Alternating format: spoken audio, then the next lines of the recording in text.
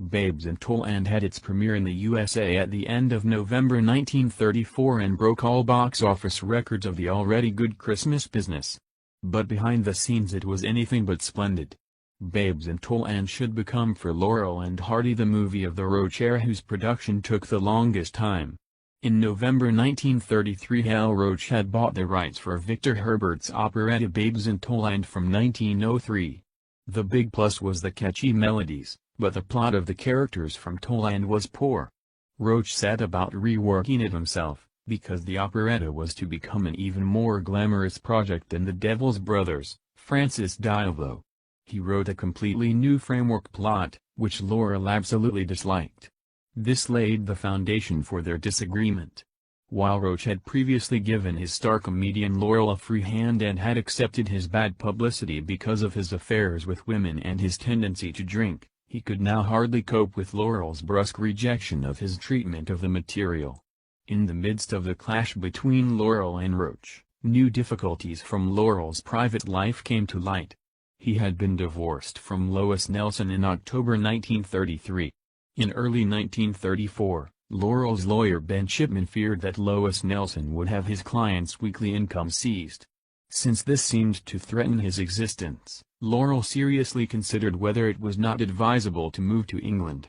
Laurel's thoughts did not go unnoticed. It was soon said that the end of the duo Laurel and Hardy had come. After tough negotiations, however, Lois Nelson could be satisfied. In the meantime, Laurel had married Virginia Ruth Rogers on April 2, 1934 in Mexico, but fortunately this was not recognized in California. So he did not commit bigamy. For his divorce did not become final until a year later in October 1933. So Laurel had to legalize with current liaison again in September 1935, which did not stop him from continuing his relationship with Alice Ardell and making new female acquaintances apart from all that.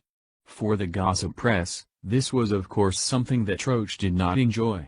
But also Hardy did not remain unshorn. His wife Myrtle spent her days in a state of intoxication, so that he had to put her in a sanatorium at the beginning of 1934. This gave him the opportunity to devote even more time to a friend Viola Morse. Another reason for Roach to show bitterness. These escapades had a negative effect on the mood and work in the studio. Meanwhile the finished script for Babes in Toyland was rewritten again, which led to further arguments between Roach and Laurel. Meanwhile they affected almost every conceivable aspect of the production. By the time the plot and the script had taken shape, there had already been much annoyance. During the production process, numerous difficulties arose, which gave the studio further negative headlines in the gossip columns. Harry Brandon, the actor of the villain Silas Barnaby, was drunk and had a fight with several waiters in a restaurant. This brought him not only a big nose but also a one-week stay in prison, which the press followed with Argus eyes. In addition, Laurel and assistant director Gordon Douglas were injured during the filming, and on top of that Hardy had to have his tonsils removed. It must have been a bomb to the exuberant reviews and the excellent box office results for Roach when Babes in Toyland came to the American movie houses at the end of 1934 and proved to be a real family film. But the wedge between Roach and Laurel was already so deep that it could not be removed. Hey guys, thanks for watching.